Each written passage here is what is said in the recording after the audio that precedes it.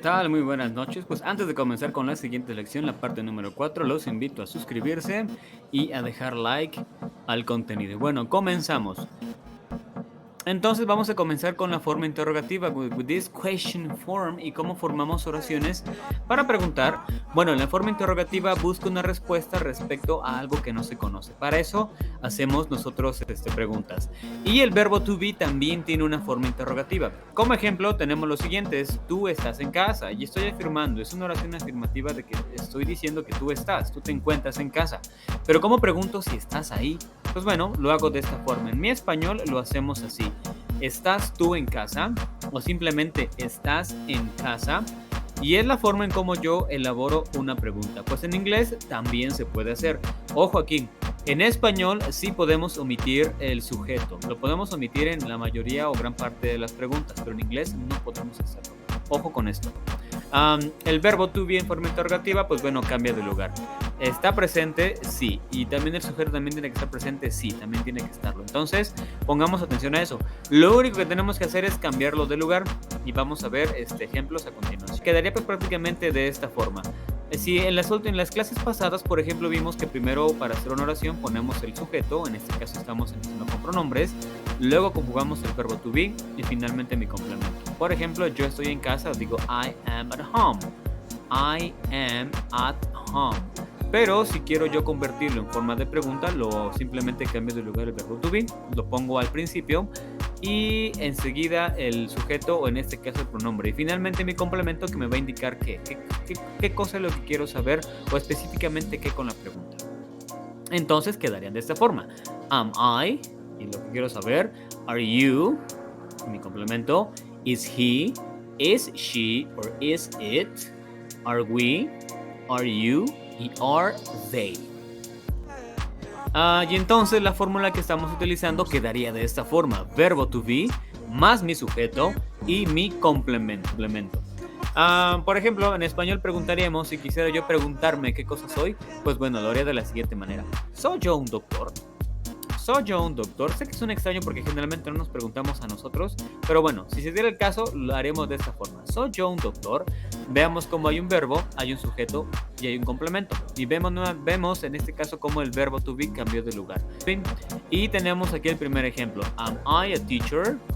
Am I a teacher? Podemos ver cómo el verbo ha cambiado de lugar y ahora se encuentra en la primera posición con respecto a la primera fórmula que vimos. ¿Es ella una estudiante? Is she a student? Is she a student? Vean, nuevamente el verbo to be cambia de lugar. ¿Es él un doctor? ¿Es él un doctor? Is he a doctor? Is he a doctor? Lo cambiamos. ¿Somos nosotros doctores? Are we doctors? Are we doctors? Preguntamos: ¿son ellos doctores? Are they doctors? Are they doctors? ¿Son ustedes doctores? Are you doctors? Are you doctors? Muy bien, vean cómo podemos únicamente con esta formulita: are you, is she, am I, are we, solamente tenemos que cambiar la última parte, el complemento, para específicamente saber qué información quiero yo saber. El mismo.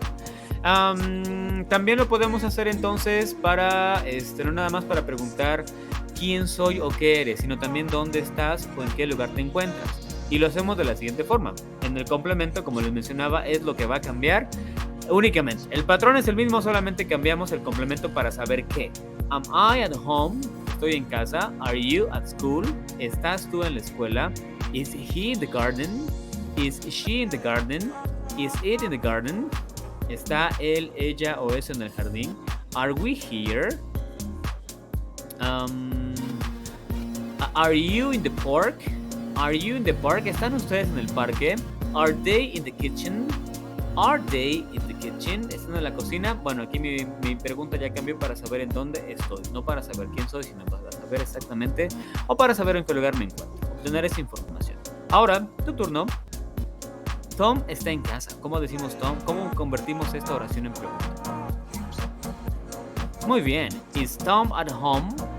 Simplemente cambiamos, invertimos el lugar del verbo to be con el sujeto.